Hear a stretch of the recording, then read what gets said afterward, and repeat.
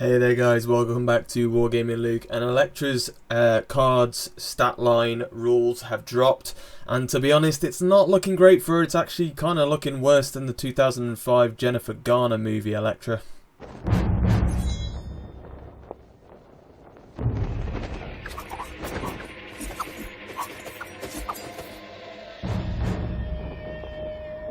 But she does have her redeeming qualities in that. So we'll give her that for that one. So that's why it just, gets that little bit extra there. But anyway, getting into this one, guys. Hope you are looking forward to taking a look at this card, even if it's not the best. But before we get going, as always, if you're a subscriber to my channel, I'd just like to give you a big super welcome.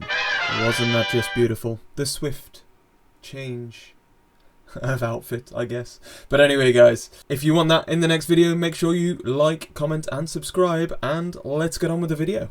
Special thanks to our sponsors over at Board in Brum. Check them out for all your Marvel Crisis Protocol needs at fantastic discount prices, and be sure to check out their upcoming events, most of which I'll probably see you there too.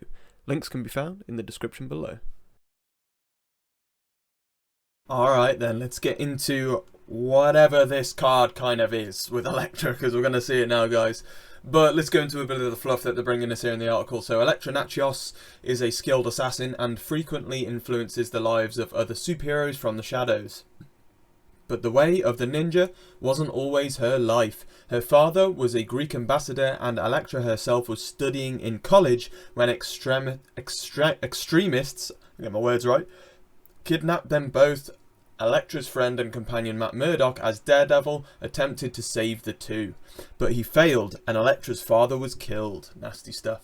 On a quest to avenge her father, Elektra travelled the world seeking instruction in martial arts. Her steel focus and natural athleticism saw her decimate her training, and she rose through the ranks of numerous organisations until only the hand had anything left to teach her. A much bolder description than her card lets on. Confident in her new abilities, Elektra returned to Hell's Kitchen to claim her revenge, but an unfortunate run-in with the more experienced Bullseye left her dead in the streets. The Hand, unwilling to part with such a valuable trainee, resurrected her through a mystic rite, and Elektra evolved beyond mortal abilities into a warrior truly in tune with death. On the battlefield of a crisis, there is one thing you can count on Elektra to do: stab someone between her aggression, speed and ninja allies. Players can be sure she will get her wish in any game she steps into, so there you go. As we see, we now have the card.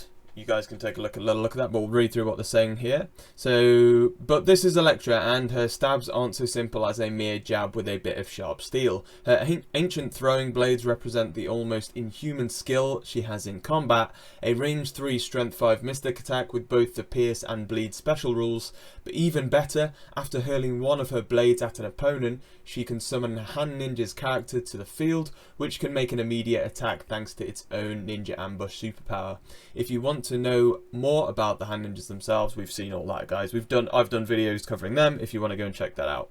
So guys, before I carry on here with their kind of rundown they've put on here for us, looking just at the card straight up here, it's quite disappointing, to be honest, for a 4-threat character. We'll break it down though. There are a couple of positives, but she's pretty poor card. It's one of the poorest 4 threats I've seen.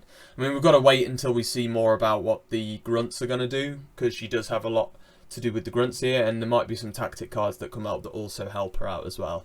So we'll have to wait and see here. But she is 6 health, so she's got that standard 4-threat health really. Medium movement, I think she would have benefited from long, not going to lie. Just size 2, 3 across the board for defences, so she's not too weak anywhere. She's pretty standard across the board. Now this is the weird part about this Elektra card. She doesn't technically have a standard builder as we know them, and by builder obviously I mean her standard first attack that usually builds your power. It's a mystic attack, ancient training blades, a throwing blade, sorry, 3 range, 5 strength, so 5 dice you're rolling, and 0 power cost. On a wild, you give pierce. On a wild, you can also give bleed. And you can, if you, after the attack is resolved, if there is not an allied hand ninja's character in play, you can place one in play within one of the character with an activated token on it, so it can't activate that turn, because as we know, grunts have to activate before its parent character. And it just says it is now then part of your squad. So we do still need to find out more detail on grunts to see how well some of these combos are going to work. I think there's a bit missing here that we don't know that is going to help boost her card a bit, because it's looking like this, compared to Nick Fury and the Shield Agents, it's looking like with Elektra and Shadowland Daredevil and the Hand Ninjas, you're going to be able to summon these guys in so easily, and you're always going to have one of them on the field. So I'm thinking it's still going to be strong, and it's a Mystic builder. Mystic builders are always good. There are a lot of weaker Mystic defenses out there nowadays still. And the fact that she's got that Mystic builder helps a lot, and the fact that it then has bleed and pierce. Hand ninjas give out bleed on the double wild, and I think Shadowlands Daredevil, if we look here, he doesn't give out bleed, to be fair, but the hand ninjas do. So yeah, is what it is. But that's the builder.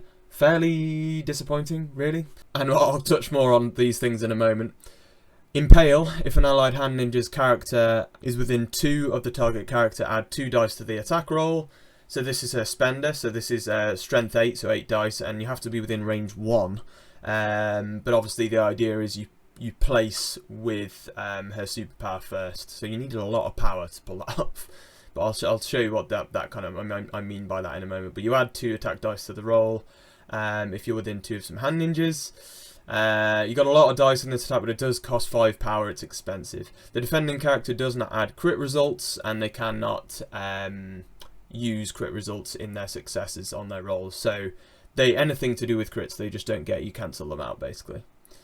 And after the attack is resolved, she gets a medium advance, whatever that kind of does for her really. It does make her a bit more mobile, but I can't see her ever being able to afford this. That's that, guys. She doesn't build power in any other way unless she causes damage, and we'll go through that in a moment. So Assassin's Step for 2 power is a reactive superpower. When this character damages an enemy character with an attack, after the attack is resolved, you can spend 2 power and you can place yourself within 1 of the damaged character. So this is what I meant by that would then place you within 1 of them, and then you could spend 5 power to then impale them because you're within 1. However, that would mean you'd need 7 power because you'd actually need to place within 1 of them, and that would cost you 2 power, and then you'd have to spend 5 power to do it.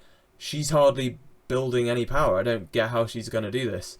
It's really weird. She's got martial prowess. You guys should know what that is by now. Gamora's got it on her. So if you're within 2 of the enemy model attacking you, you can spend 2 power, and instead of rolling your defenses, you roll 5 defense dice, and if you don't suffer any damage, your opponent takes 2 damage.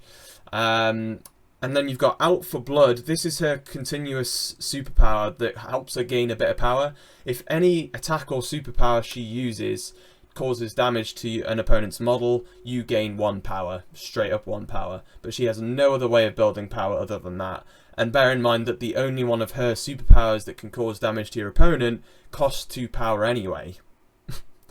So it just seems really odd to me.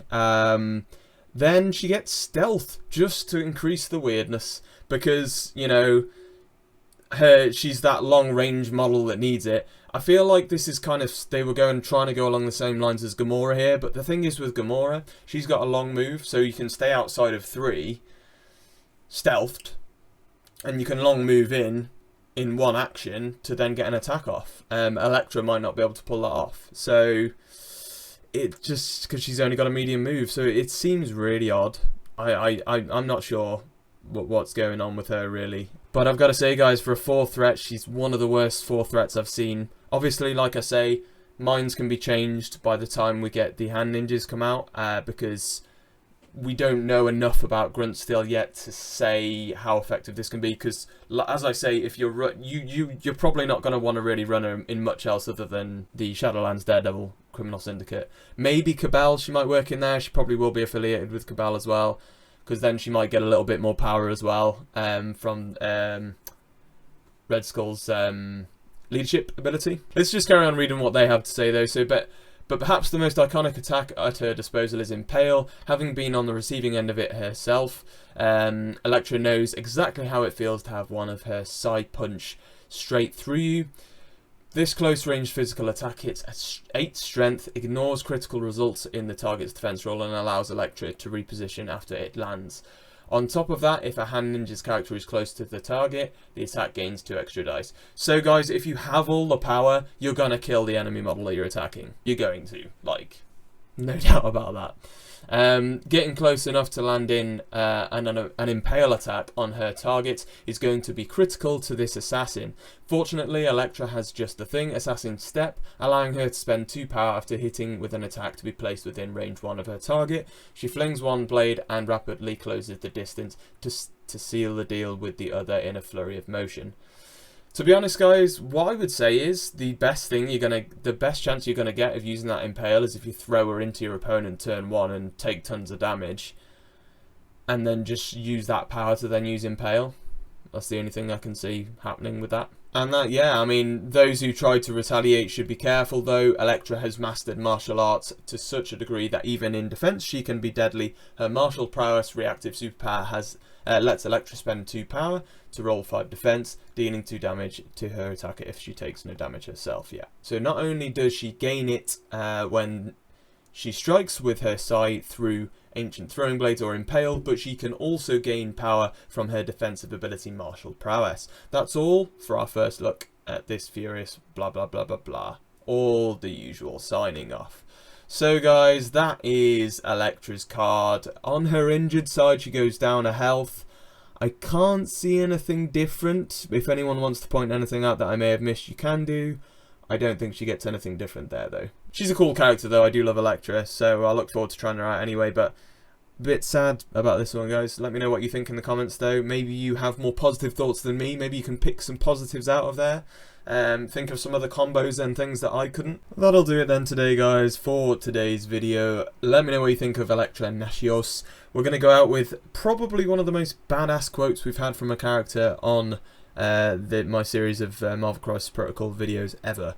She says, "I am Elektra'S. Not even the stars are safe in the sky." Wow, what a badass. Not even the stars are safe from Elektra. Nice. Anyway, until next time, guys, as always, stay safe and happy wargaming. Thanks for watching the video, guys. Make sure to check out all of our socials. If you want some quick reads on everything Marvel Crisis Protocol, you can go check out our friends over at Web Warrior Protocols. But for all your wargaming and, of course, Marvel Crisis Protocol needs, go over to Board in Brum for fantastic discount prices. All of these things, links can be found in the description below this video. Happy wargaming.